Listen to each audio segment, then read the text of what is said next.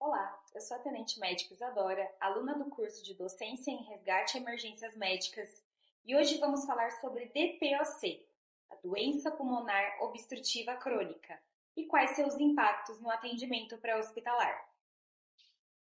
A DPOC é uma doença respiratória progressiva e irreversível que dificulta a saída do ar dos pulmões. Ela tem dois componentes, a bronquite crônica e o enfisema pulmonar. Ambas causam retenção de ar nos pulmões, mas por mecanismos diferentes. Na bronquite, é devido à inflamação crônica dos brônquios, mais o aumento da produção do muco, que dificulta justamente a saída do ar de dentro dos pulmões. E no enfisema, existe a destruição completa dos alvéolos. Os alvéolos são a porção terminal das vias aéreas e é neles que ocorrem as trocas gasosas. Se não tem alvéolo, aumenta o espaço morto e, por consequência, tem menos trocas gasosas. Não necessariamente todos os pacientes com DPOC têm os dois componentes, mas eles podem sim coexistir e ambos agravam a dificuldade respiratória. No âmbito do atendimento pré-hospitalar, o que nós encontramos quando atendemos um paciente com quadro de DPOC exacerbado? Um exame clínico bem feito pode nos dizer exatamente com o que estamos lidando. Procurar por sinais de dispneia, tosse, sibilância, esforço respiratório, uso de musculatura acessória, fazer uma oximetria de pulso. Os pacientes de DPOC podem estar com saturação reduzida. E eu digo podem pelo fato do paciente com DPOC, os casos mais avançados, já viverem em um estado crônico de hipóxia. Então, às vezes, encontrar uma saturação de 90, 88, 89 pode ser o basal do paciente.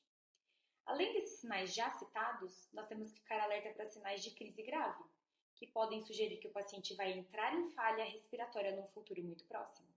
E são eles: cianose, de extremidades, mas principalmente central, e alteração do nível de consciência.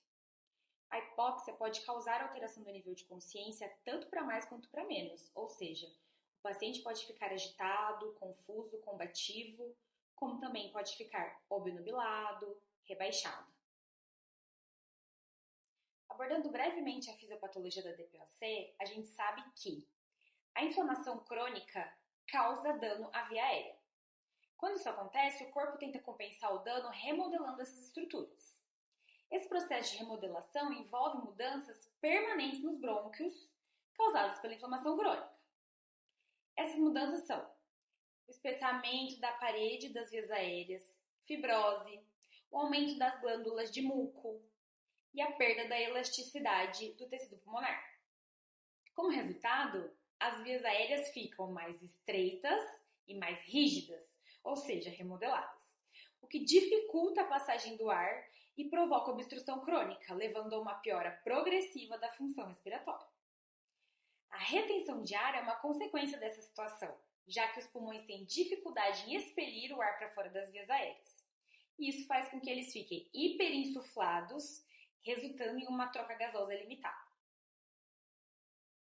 Ainda no contexto da fisiopatologia da DPOC, existem dois conceitos que são importantes: o volume corrente e o volume minuto. O volume corrente é o volume de ar inspirado e expirado em uma respiração normal, ou seja, a quantidade de ar movida em repouso. E o volume minuto é a quantidade de ar movida para dentro e para fora dos pulmões dentro de um minuto. E é calculado pela fórmula: volume minuto é igual frequência respiratória vezes volume corrente. E por que isso é importante no contexto da DPOC?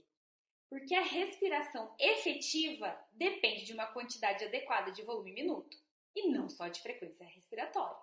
Ou seja, o paciente que está com uma frequência respiratória normal, mas tem um volume corrente alterado, como por exemplo na DPOC, que o paciente não expira completamente, retendo parte do ar nos pulmões, prejudica o volume minuto. E mostra pra gente que o paciente precisa sim de assistência ventilatória, apesar de visualmente estar respirando em uma frequência respiratória normal. E falando de assistência ventilatória, quais os cuidados no atendimento pré-hospitalar básico de vida nós temos que ter com a administração de oxigênio nesses pacientes?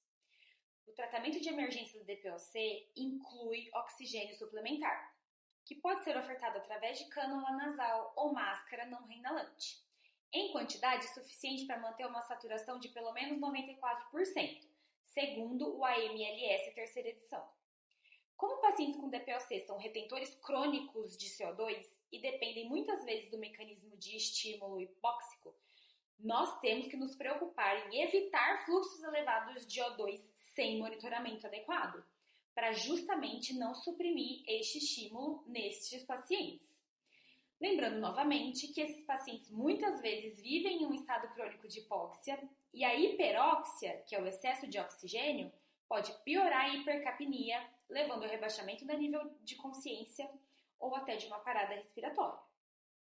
Bom, assim terminamos nossa aula sobre DPOC e seus impactos no atendimento pré-hospitalar. Sempre tendo em mente que um atendimento eficaz salva vidas e evita o agravamento da insuficiência respiratória. Obrigada, até a próxima!